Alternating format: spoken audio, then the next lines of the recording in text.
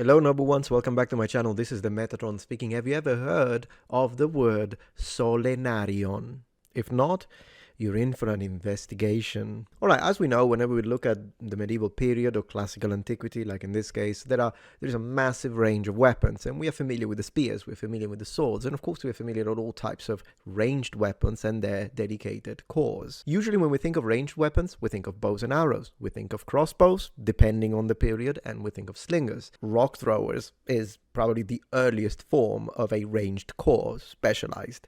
But there is another weapon, and it's the Solenarion. So, what is it? Well, believe it or not, that's not an easy question to answer, but let's see what we can find. To be specific, we're talking about Byzantine or Byzantine military, and one of the sources is the Strategicon of Mauricios. Now, if you're not familiar with what this is, believe it or not, as a cursory glance at it, the Wikipedia article on this, I had a look at it and it's not bad, at least the one in English. I don't know about the others. It does tell us a little of information, and I think the main thing that we can use is this one here. It says the Strategicon is a manual of war regarded as written in late antiquity, 6th century, and generally attributed to the Byzantine Emperor Maurice. So, now that we know what this is, and I've got the full text here for us to search through and maybe have a look at a few things. Let's see what dedicated websites, forums, and even reenactment groups tell us about it. So this is a page that tells us a lot about the military equipment and organization of the Byzantines. And we read, Eastern Roman or Byzantine Empire produced a large number of treatises on military science. That's correct. The empire maintained its highly sophisticated military system from antiquity, which relied on discipline, training, knowledge of tactics, and a well-organized support system.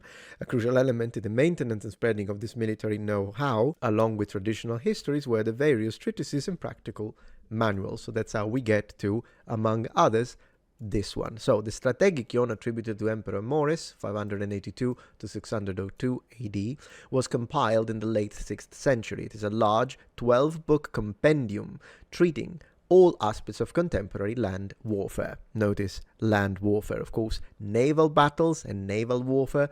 It's its own beast. Now, the book does have a big section about the deployment of cavalry and their tactics, but I do want to speak about this part here. First and foremost, we see that the Strategicon represents an army radically different, or depicts an army radically different in structure from the classic Roman model, and we understand that. This is the Byzantine that we're talking about. And the section that I think was interesting to read is this one here. The aim in the Strategicon, whose primary type of soldier was neither an infantryman nor a cavalryman, but rather both, and a bowman first of all. He therefore required training in both foot and mounted archery with powerful bows, in using the lance for thrusting and stabbing while mounted, with unit training for the charge, and in wielding the sword in close combat. The old term mounted infantry does not apply, because in most cases it was nothing more than infantry with cheap horses that could not fight on horseback, let alone with the bow. That's correct.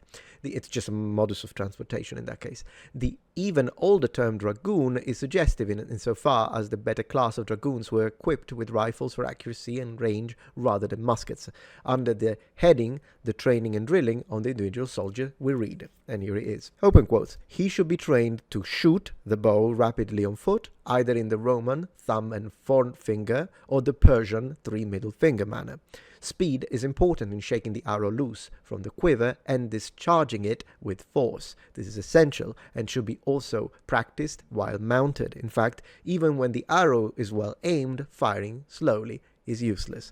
Now, of course, the term firing should be taken with a massive, huge mountain of salt, as there is no fire involved when you're actually loosing a dart or arrow with any sort of ancient projectile system. Translation. This is translation. I do think, however, that this kind of paints the picture of Byzantine organization and tactics when it comes to the military. The idea of having a trained soldier that is skilled at multiple aspects rather than having dedicated specialized corps. Now, those still exist, but as you can see, the idea of training an infantryman to also fight from horseback and to also be able to shoot in both situations, it's something that in classical antiquity, meaning the Roman period, ancient Rome, this wouldn't really be the case. Now, since we have noticed how important missile fire is, how about we look for the section that actually mentions the element or the object that we are discussing.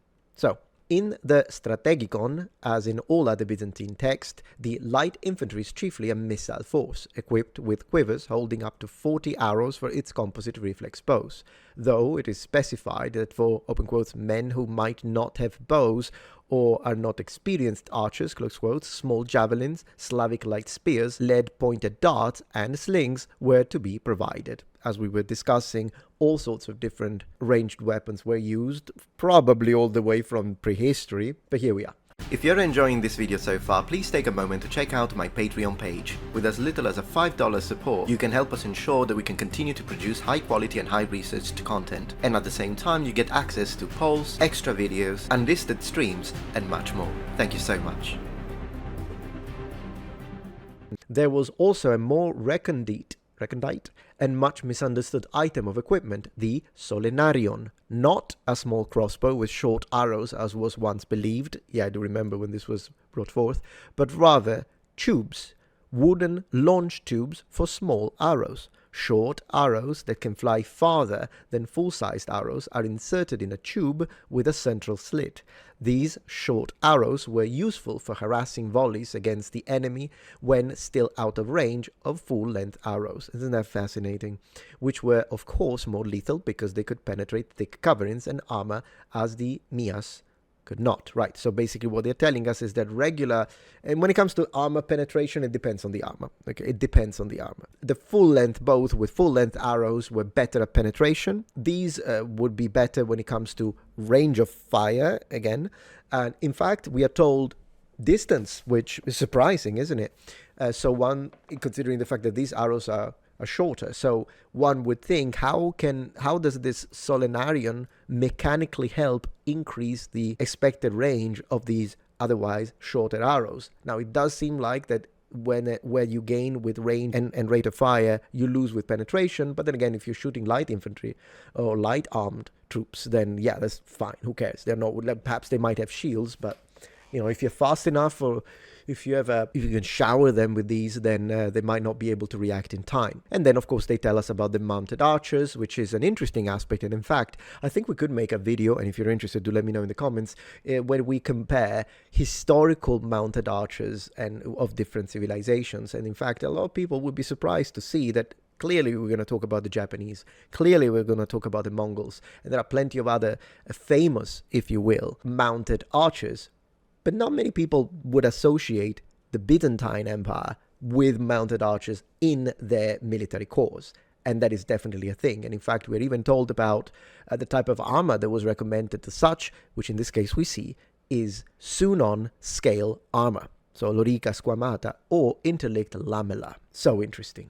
And of course, mail is always an option, as it will always be, because mail will always be the most typical type of armor, at least until we get to the late Middle Ages, where it's not considered enough anymore, and then you have to supply plates of all sorts, whether it be actual full plate, whether it be brigandines.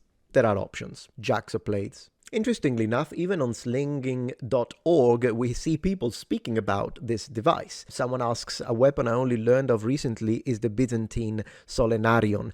And I would like to say, I know I said weapon myself at the beginning, but is it a weapon or is it part of it's like an add-on to a weapon? That's where we might have to see, because it could be both. It could be both, so we'll see.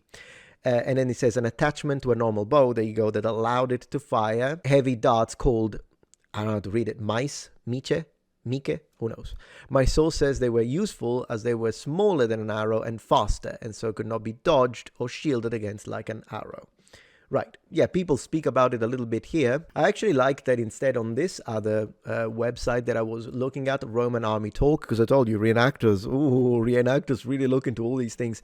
There is this from Dan Howard, and he says, all three depictions seems to be describing a variant of the Maria in Arabic, or Marja, or Navak in Persian. Apparently arrows shot with one of these fly very fast and are pretty accurate due to the low trajectory, but they have little penetrative power. Exactly, here is a small version. Now, this that you see is not necessarily a representation or recreation of the Solenarion, but other type of implement that we can see was also used in other surrounding cultures, which shouldn't surprise us.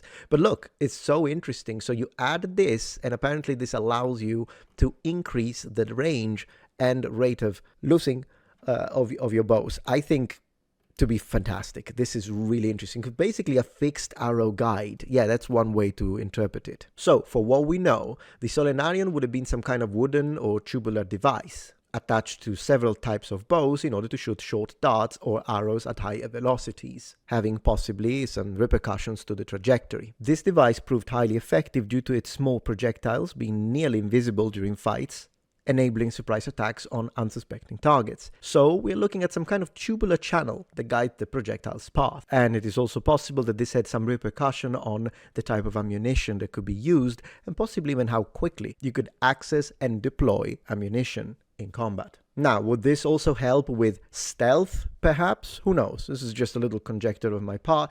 But yeah, if it's mostly used for military application, then yes, it is an implement of war utilized during large-scale battles. Anyways, this is what I wanted to show. We don't know as much, but this used to be considered some kind of small crossbow, but new studies appear to instead point towards some kind of implement or tube that is connected to a pre-existing bow, as we said, to not necessarily improve its efficacy, but make it more adaptable to the tactical situation or needs of the battle.